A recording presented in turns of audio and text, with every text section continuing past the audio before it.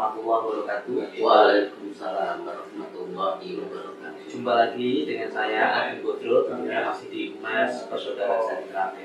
Dimanapun berada, tentunya jumpa lagi. Kali ini narasumber kita Mas Taufik, Ketua Umum. Yang beberapa waktu yang lalu kita sudah mendatangkan Mas Fajar terkait proses hukum dan lain sebagainya. Nah, kita juga tentu pengen dengar ya tanggapan dari beliau sebagai Ketua Umum, yang mana tentunya tahu dan mungkin juga mendampingi juga dalam ranah hukum. Selamat malam Mas Taufik. Ya, selamat malam Mas Agung. Sehat Mas? Alhamdulillah. Alhamdulillah. Terima kasih sudah berkenan hadir Mas di channel kita.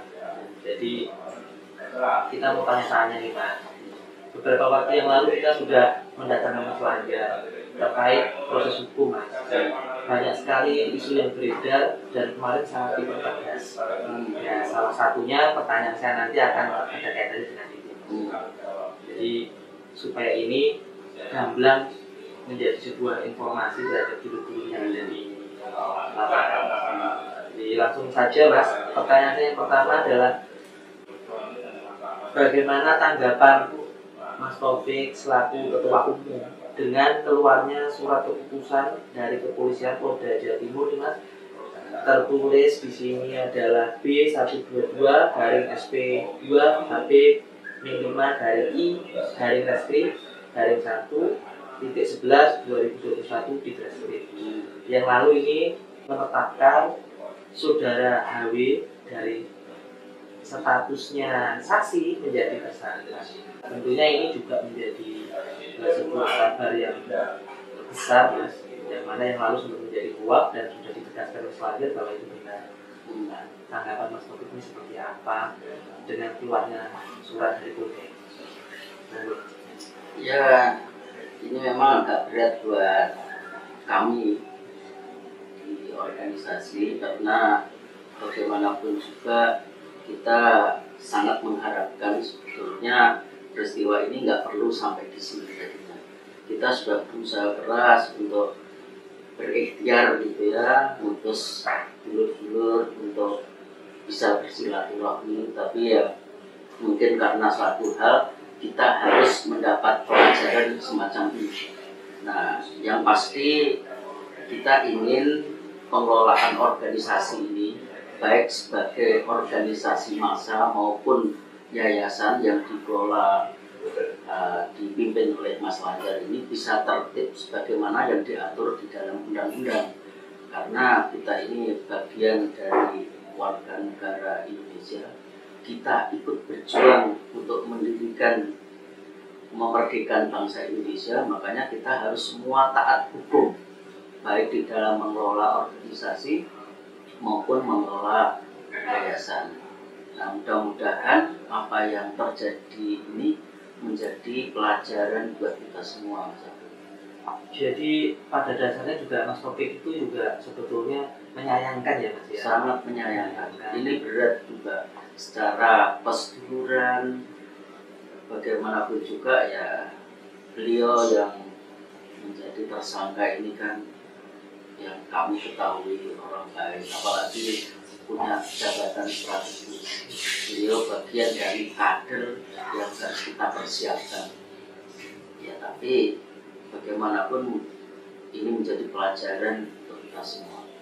Berarti supaya imbasnya juga memberi efek kepada semua organisasi dari unsur bawah sampai atas ya. Agar memang tata pengelolaan organisasi baik itu administrasi dan berhubungan dengan data dan keuangan supaya lebih tertib lagi ya. Ya, justru ketertiban itu yang akan menjaga persaudaraan kita. Sebab persaudaraan ini akan terganggu kalau ada oknum yang tidak tertib terhadap penyelenggaraan organisasi, tidak tertib di dalam hal menjaga pasduran. Karena itu sekali lagi kita ini sudah disumpah melakukan sumpah bersama, dan salah satu sumpah itu adalah mentaati aturan. Nah, ketaatan kita terhadap aturan inilah yang harus kita kedepankan di dalam menjaga persaudaraan kita. Baik, matur suwun Mas. Kemudian mungkin hanya dua pertanyaan Mas. Nah, karena ini memang isu yang terhangat dan ini yang sangat dinanti-nanti kadang-kadang Mas. Jadi kami harus meminta waktu Mas Taufik untuk kami tanya. Yang kedua adalah ini Mas. Kemudian beberapa waktu yang lalu sudah kita bahas dalam podcast sebelumnya, sering terjadi persekusi, penganiayaan, intimidasi di lapangan terkait dengan berseberangan tentang paham gitu. Nah, malah terbaru sudah beberapa ada yang sudah ditangani oleh hukum, sudah diproses, bahkan sudah beberapa ditangkap Mas, terus ditetapkan sebagai tersangka dan sebagainya. Nah ini seperti apa Mas Taufik menanggapi, kemudian seperti apa Mas Taufik memberikan himbauan supaya hal seperti ini di masa akan datang tidak terjadi, karena seperti dijelaskan Mas Taufik di awal bahwa kita tidak akan mungkin ada istilah bekas saudara, kan tidak ada. Kita semua tetap bersaudara, cuma kita ingin memberikan efek saling belajar bersama supaya kita monggo Mas. Ya, sekali lagi kami ingin menekankan bahwa siapapun yang pernah disahkan sebagai warga persaudaraan Setiati Terakhir itu saudara. Nah, seperti yang saya sampaikan tadi, di dalam menjaga persaudaraan ini kita semua harus menjaga aturan, mentaati aturan.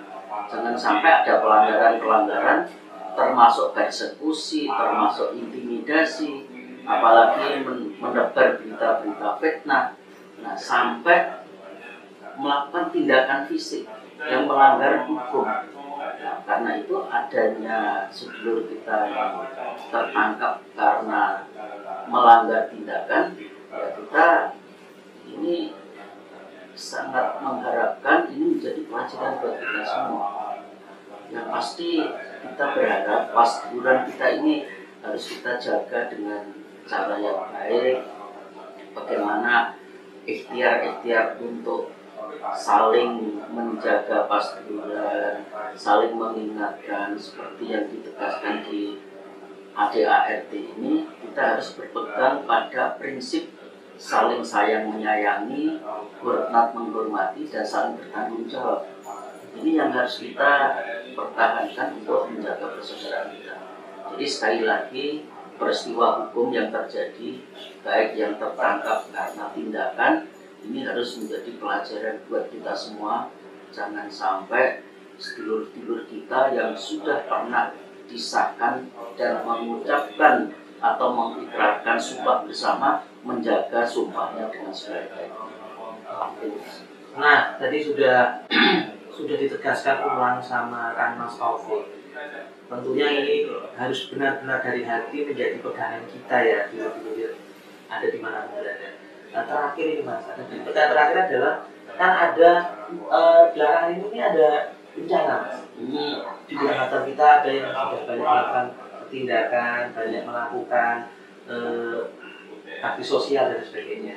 Malah ada beberapa cabang melakukan PSHT turut berperan dalam kegiatan itu. Seperti apa ini tanggapan Taufik dengan musibah yang terjadi di negara kita ini? Ya, kita ini memang sedang mendapat ujian yang luar biasa, baik karena COVID-19, karena banjir di Kalimantan Selatan, karena gunung meletus dan sebagainya. Dan ini menjadi keprihatinan kita semua. Tapi saya bangga dan bersyukur ternyata sedulur-sedulur kita dari berbagai daerah, terutama yang ada di wilayah Kalimantan, dari Kalimantan Utara, Bontang dan sebagainya, guyup rukun untuk peduli terhadap sedulur-sedulur yang terkena dampak banjir terutama. Ini hal yang luar biasa, dan saya yakin yang terdampak karena COVID maupun karena gunung meletus ini sedulur-sedulur kita juga peduli. Dan saya atas nama Ketua Umum tentu sangat berterima kasih kepada sedulur-sedulur yang telah peduli dan menghimbau agar kita dalam situasi keprihatinan ini harus meningkatkan solidaritas persaudaraan kita, memperkuat ukhuwah kita agar beban yang diderita oleh sedulur kita ini bisa kita atasi secara bersama-sama. sekali lagi saya sangat berterima kasih kepada sedulur-sedulur yang telah peduli dan menghimbau yang belum peduli untuk cantut tali wondo membantu sedulur-sedulur kita yang terdampak baik banjir, terdampak COVID maupun terdampak bencana yang sedang terjadi. Dan tentunya ya Mas, momen ini bisa dijadikan sebagai momen untuk memperbaiki silaturahmi antar saudara.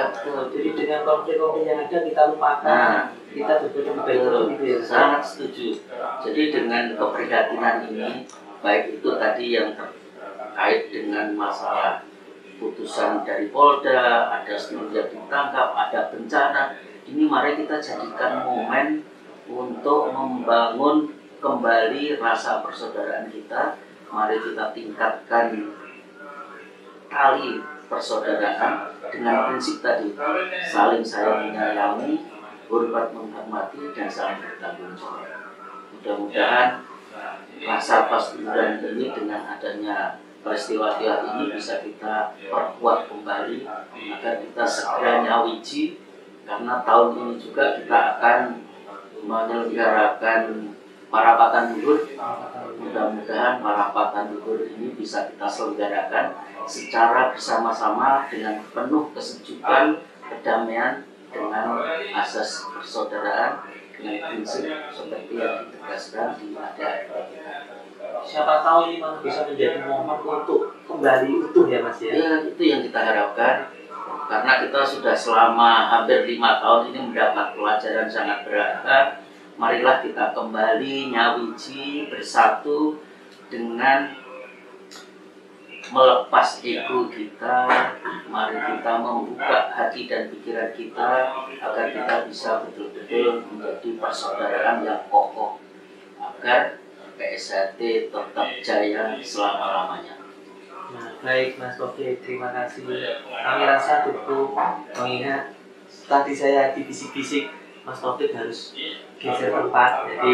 Jadi saya rasa dari pembatasan ini tapi sangat berisi Mas.